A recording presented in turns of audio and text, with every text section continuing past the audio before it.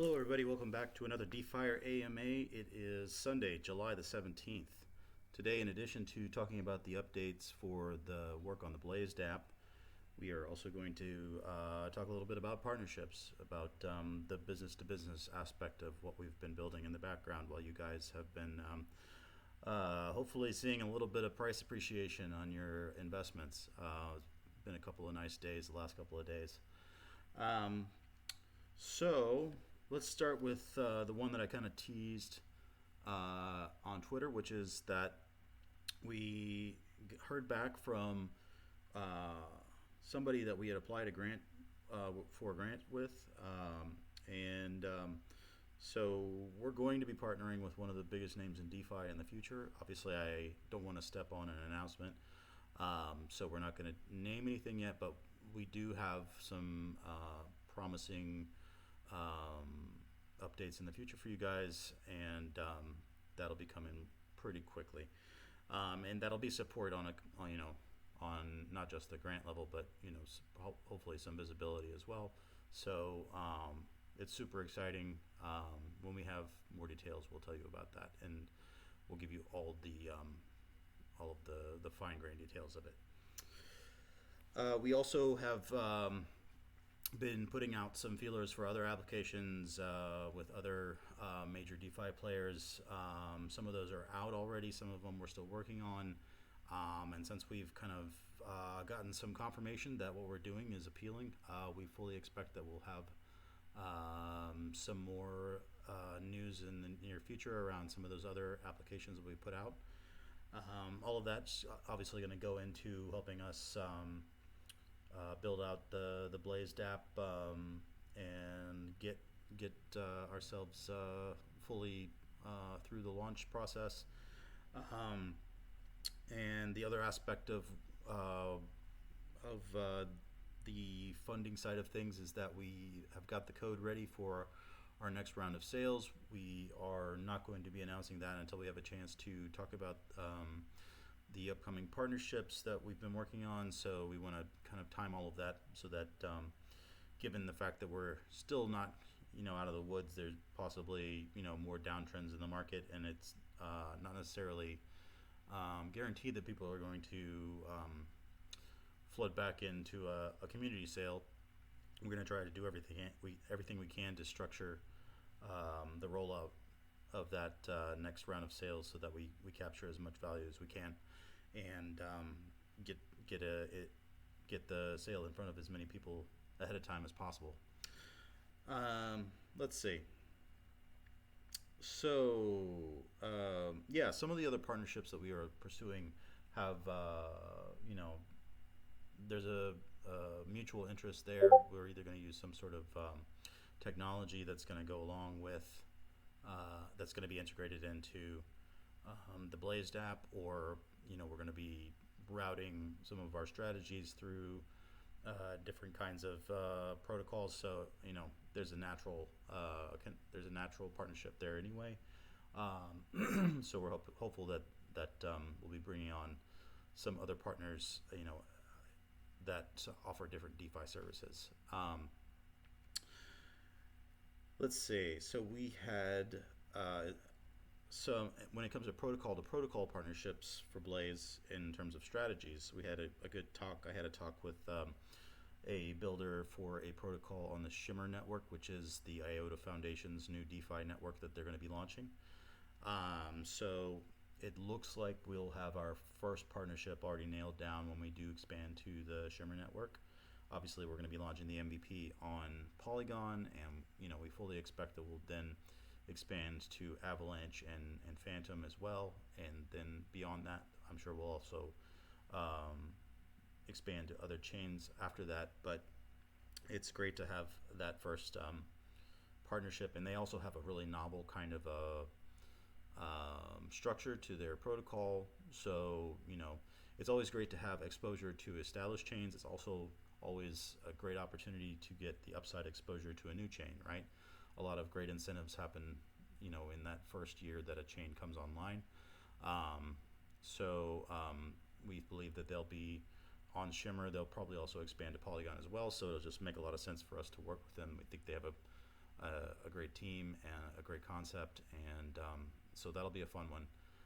That one's a ways out. Probably announce that after the MVP, but we're definitely going to keep in contact with them, so we'll let you know when there's more updates on that. Let's see. Phoenix has been doing daily check-ins with our 10 Clouds engineering team, and we've also had our engineers that are our protocol specific engineers for DeFIRE working on the sale code, and then 10 Clouds is specifically working on the Blaze back end right now. The front end we've also done a presentation with their front end team, and so there's been some work on the front end with our team. There may be some support with their team soon. Back ends and like all guns blazing at the moment. So Phoenix is doing daily check-ins to make sure that the scope continues to hit its benchmarks, and Firefly and I both also chime in when we need to make a group decision. I did have a pretty good meeting this week with the lead engineer, and we discussed things that have to do with tokenomics and how that's going to be affecting our UX for the Blazed app, and also some of the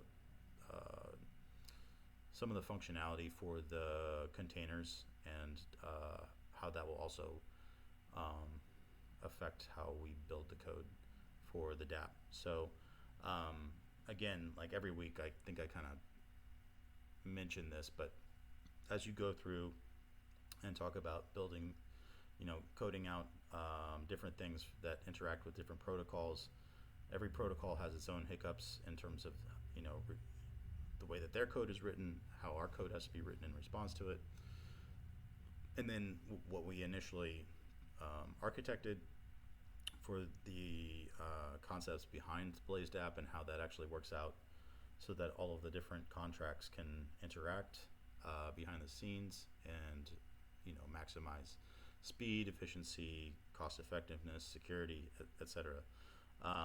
So there's lots of conversations that are happening every day and from week to week. So we continue to move forward on that. It is a ton of work, and it should be a ton of work, because it's something that the more we work on it, the more we realize how unique what we are trying to do is. And it's not necessarily easy, but it's going to definitely have a lot of use for a lot of people. So we're excited because we think there's just a lot of evidence that what we're trying to do is going to be very have mass appeal. Let's see, Firefly has been off vacationing a little bit, but he's basically still working from vacation in the way of taking calls with some of our potential investors and partners. And really, all the credit goes to him for nailing down the partnership that we'll be announcing soon.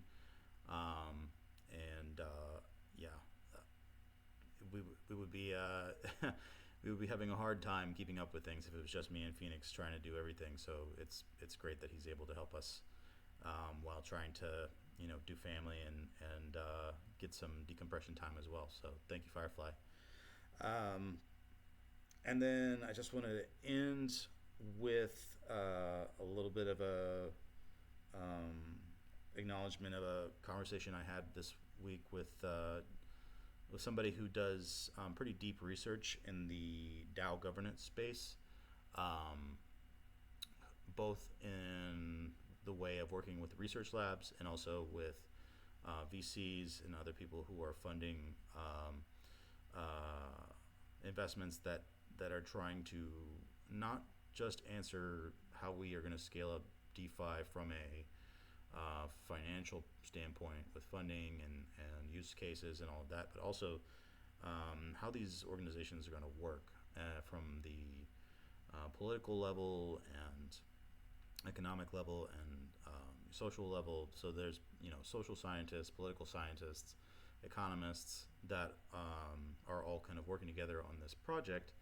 And so I had a chance to just have a quick but pretty in-depth conversation where he kind of asked me some questions about how we've built our DAO so far.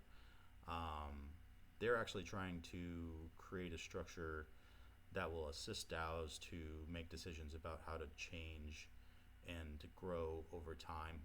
And a lot of that has to do with the proposal process and including people in the governance by giving them the opportunity to interact and create proposals, and also like take on-chain information and then aggregate that into useful analytical tools that can help a DAO make a decision about how to make changes to their governance structure, or how to shift with new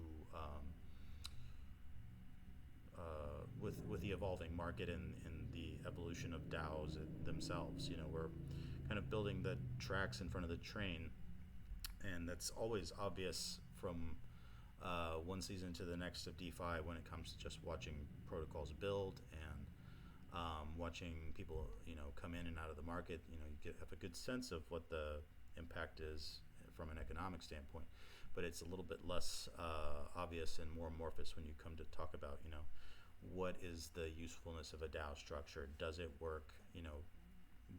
What do we do in DeFi if we're not going to have a traditional corporate structure?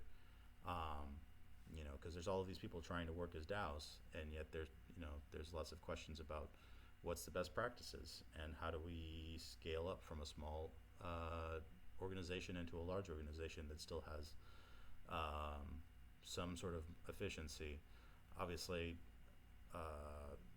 that kind of organization is not going to have the same efficiency as a traditional enterprise, but that doesn't mean that it can't be improved. And it also doesn't mean that there isn't a reason to have a positive take on using that system. So, there may be some hybridization of some privatized sort of market structure, and also some more like public social good DAO style governance that's autonomous, and that might not go to all levels. It might be more at the upper high level decision making part of the organization, and how the leaders interact with the community, the investors, the users of the dApps. And then maybe there's slightly more centralization within the actual teams that are trying to work for the DAO when it comes to marketing and engineering and tokenomics and all the other sub committees of the DAO. Sometimes you need to be able to make decisions quickly, and so that requires a little bit more of a centralization of power on specific decisions. So it was a great conversation, and the reason I bring it up is because we're going to be on a list of DAOs that they're going to be getting back to with the opportunity to try out this new technology. And also it's just a great company to be in. There's a lot of people that are doing great things in the Web3 space that we'll be able to keep in contact through the people that we had a chance to expose DeFIRE to this week. So yeah, that was a quick summary on a whole lot of stuff that happened. It was actually quite a bit of work for everybody, and it's been fun work. So this week's we're still in the bear market, but this week's been kind of a nice time to be working. Everyone's in a somewhat of a positive mood with a little bit of a pump the last couple of days in the markets, and we'll probably have some more towards the downside before we're back in the next bull, and that could be months away. But it's great to be building, and it's great to have the opportunity to be building this for you guys. Everyone's feeling energized. Everyone's working as hard as they can to get the MVP launched as soon as possible. There's always challenges from week to week. Luckily, this week was a little less friction, and we'll just keep pushing through. So it was just a quick one today. Obviously, people are out and about, and I don't think I'll wait for any questions or anything. Although, if you did any questions about this recording, please drop into the questions channel and let me know, and we'll get back to you. Otherwise, have a great weekend, and we will check in with you next week.